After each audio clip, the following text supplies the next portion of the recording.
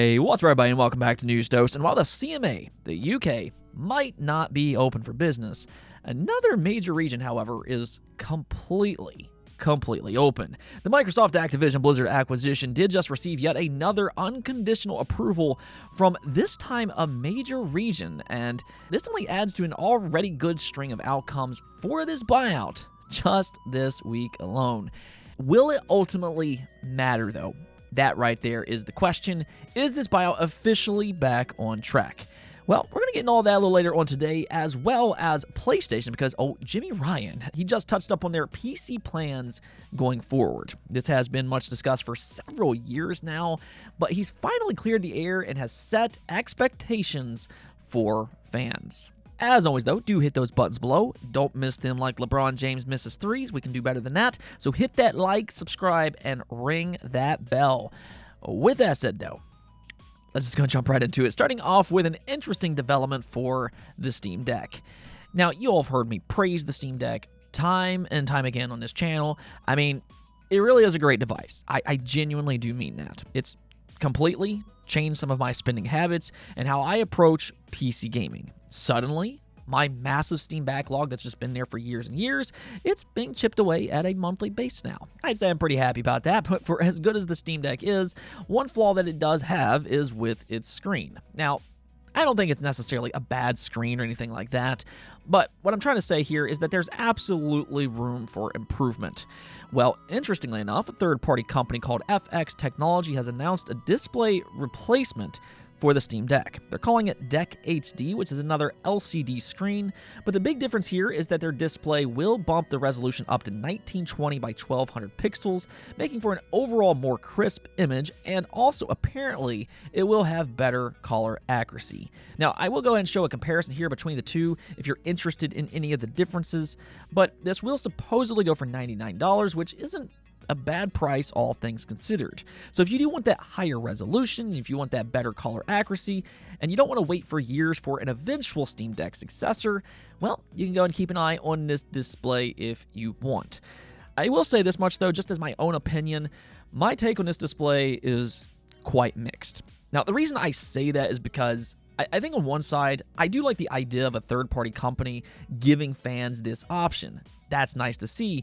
But a resolution bump such as this will likely bring a downside to an already weak point that the Steam Deck has, and that's with its battery life. This will likely come at a cost of draining your battery even faster. Truth be told, I don't even think the resolution is the main gripe with the Steam Deck display, but rather their choice of an LCD screen as opposed to an OLED, which the Deck HD doesn't fix. If anything else, though, this is promising that a third party could come in and maybe offer an OLED screen down the road. For the time being, though, if you do want that resolution bump and better color accuracy, you'll at least have that option now with the Deck HD. You can join its wishlist right now, which I will leave all that in the description below. Oh, and here's something I'm excited to talk about because we just got a release window for the promising Metroidvania title by the name of Bow, Path of the Till Lotus. Now, we actually talked about this game, I believe, about a year or so back, maybe 2021 if you all have been with me for that long, but it was previously a Kickstarter game that smashed its funding goal. Their initial goal was to raise $35,000, but instead they actually got $175,000, and I mean, it's really easy to see why. This game is absolutely beautiful, and I'm so happy to get the chance to talk about this game once again. It just looks so good in motion. It's Metroidvania based on Japanese folklore, and the art style might seem a little familiar to you, and that's because one of its inspirations is none other than the timeless Okami. Some of its other inspirations, though, includes Hollow Knight, which you can clearly see in its gameplay, apparently also Paper Mario, Dust Force, and even Celeste. Here's its newest trailer, though, and I think it's shaping up quite well, and better yet, they did give us a release window, which is now 2024. I mean, it's still a little ways out, but definitely do keep an eye on this one because this could ultimately be one of the better upcoming independent titles. Now, Nintendo, they also announced some new Game Boy Advance games for their Switch Online Plus expansion pack subscription service that will release next week on May 26th. This time for some Mario Advance games. This includes Mario Advance 1, 2, and 3, so you're getting the complete trifecta here, which adds to the already released Mario Advance 4. And I mean, what can I say? These are all great games. They've aged incredibly well, as many Game Boy Advance games have, and I mean, you can kind of expect that when it comes to the mainline Mario games anyways, but you know, the cool thing about these games specifically is that if you've played the originals on the NES or Super Nintendo, the advanced versions do come with some extra features. As an example, with Super Mario Advance 2, you can play as Luigi, which can jump higher. So even if you've played the originals, it might be worth jumping into the advanced versions here. If you haven't played these games, though, and if you like 2D platformers, well, there's a reason that Mario took off the way it did back in the 80s and 90s. They were a ton of fun back then, and they still are today. Great games like this, they are great forever. Again, though, these games will be added on May 26th. Now, let's go and talk about that Xbox Activision Blizzard acquisition yet again. They've actually had a pretty big week, as it seems like every single day they've had some good news. On Monday, the European Commission, they approved the buyout. That was massive. Then on Tuesday, the UK government seemed to be dissatisfied, to say the least, with the CMA's decision to block. That continued on Wednesday as well. Then yesterday, Xbox announced that their PC games will be available on NVIDIA GeForce Now starting next week, which shows their proactive approach. Even though they already had that contract in place, they're not waiting around for the Activision acquisition to give players more choice. They're doing that now, which is a great look for them, and that really hurts both the CMA and the FTC's case. And then today, well, China, they just approved the acquisition as well. This was confirmed by Microsoft, which stated, China's unconditional clearance of our acquisition of Activision Blizzard follows clearance decisions from jurisdictions such as the European Union and Japan, bringing the total to 37 countries representing more than 2 billion people. The acquisition, combined with our recent commitments to the European Commission, will empower consumers worldwide to play more games on more devices. So as you can see here, they've already gotten approvals from 37 countries, including now 2 of the 4 major regions that was necessary to complete this buyout. Both China and Europe are now on Microsoft's side, which is a huge plus for Microsoft. And even more so, I think that this China decision is quite interesting as well, because there was a previous report that there was at least one Chinese company that was against this buyout. They were voicing some type of concern. Now, that's presumed to be NetEase. They did have a little bit of a falling out with Activision last year. So, I mean, with that, there might not necessarily have been much merit for their complaints. It could have just been them, trying to create trouble. But that was one reason that some were maybe eyeing China as a possible issue. Instead, though, China's SAMR did their due diligence and not only cleared the buyout, but they did so unconditionally. That is a major win for Microsoft. Microsoft is now free to do what they want with Activision in China. Now, to be fair, though, that's not what will actually happen here, because Microsoft's Brad Smith earlier this week did say this. The European Commission has required Microsoft to license popular Activision Blizzard games automatically to competing cloud gaming services. This will apply globally, that's the important part here, and will empower millions of consumers worldwide to play these games on any device they choose. So even though several regions have approved the buyout unconditionally, which is still a good look for Microsoft because it shows that these regions have zero issues with this buyout, but because Microsoft made those concessions with the European Commission, they will apply the same things, which is with cloud gaming, in these regions as well. They will offer all Activision Blizzard games to competing cloud gaming services, but that does actually also bode well for Microsoft. And the reason for that is because the fact is, this completely dismantles both the FTC's and the CMA's complaints regarding cloud gaming. Now, I firmly believe that the cloud gaming argument is already incredibly weak, considering it's an unproven, small market that has no guarantee in future success. So to block it for that reason is already questionable in the first place. It makes it look like they were already against this deal, and they were just trying to find any excuse that they could to block it, and they just refused to work with Microsoft. Meanwhile, you have the European Commission here, and they've managed to not only work with Microsoft, but to get them to apply it worldwide. So if the CMA and FTC's issues was that Microsoft can leverage their own cloud gaming service by making Activision Blizzard games exclusive, well, they can't really do that now. I mean, even yesterday, Xbox released Gears of War on NVIDIA GeForce Now with more Xbox games to come. Of course, they already had those contracts in place, so this would have happened eventually, but now they have tangible proof to show in court we're already releasing games on competing cloud-based services, and that will only grow with Activision Blizzard titles once the buyout completes. They are giving players more choice, and they're also doing this while supporting competition. So, I mean, the FTC, it just seems like they don't have a leg to stand on here. Their case was already questionable, but it just feels like it's getting weaker and weaker by the day. Lena Khan, she's going to be stubborn until the very end, but yeah, Microsoft has done a good job by remaining proactive. Now, as for the CMA, even though some people thought that was just going to be the end of this buyout period, Microsoft does have options there as well. There is still a chance that the CMA could reverse their decision, whether that's because of the appeal with the CAT or maybe with the applied pressure from the government that we have seen over the last couple weeks. Both of those are plausible outcomes, but even without the UK, there is a discussion of Xbox maybe pulling out of that region in some shape or form, whether that be with just cloud gaming, with Activision as a whole, or something else. All that kind of remains to be seen. But based on Satya Nadella's comments earlier this week in an interview, there is belief that Microsoft will consider something drastic like that if the CMA doesn't change course.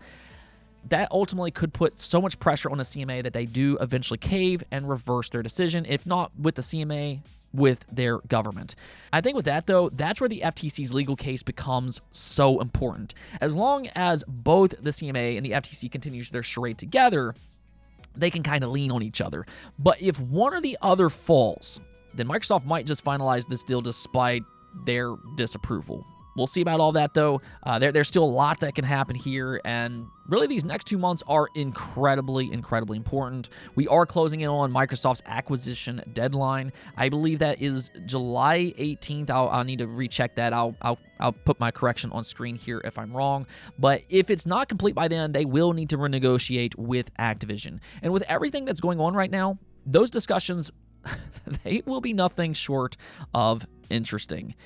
If I were to make a prediction right now, though, I don't think Microsoft or Activision is willing to just give up and leave. They seem more than just a little committed by this point, especially Microsoft. I think that this is much bigger than just gaming for them. They take this as a threat to Microsoft as a whole. As always, though, stay subscribed and we will find out all of this together, because what a long and complex journey this has been. Now, let's just go and change course here, though, and talk about PlayStation and their PC gaming strategy. Sony has certainly increased their PC output over the last couple years. They acquired Nixxes, a studio that specializes in PC ports. They just released The Last of Us Part 1 on PC less than a single year from the PlayStation 5 release. And with all that in mind, there has been the question, is Sony gearing up for an even more committed PC approach? Are we getting closer to day and date PC releases alongside the console version? Well, PlayStation boss Jim Ryan was asked about that, and here was his response. We also fully understand the importance of PlayStation 5 exclusive titles. As I mentioned earlier, PlayStation Studios' main responsibility is to have people enjoy the game experience using the latest PlayStation.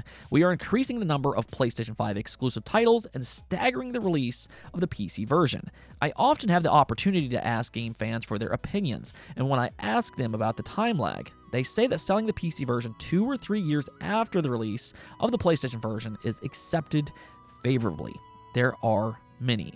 So there you go.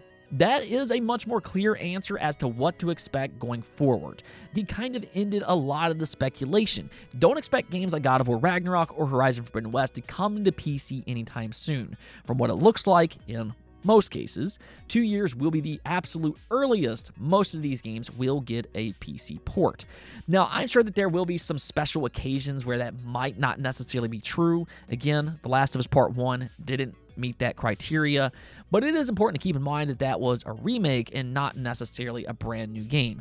More so, what I think that they were doing with that game specifically is that they were trying to capitalize on the HBO show. I believe that's also one of the reasons that the PC version just came off so rushed. I mean, the problems with the PC port is well documented, but I also believe that there's a good chance that with their live service games, they might bring those to PC as well, just because that does give those games a better chance of having success.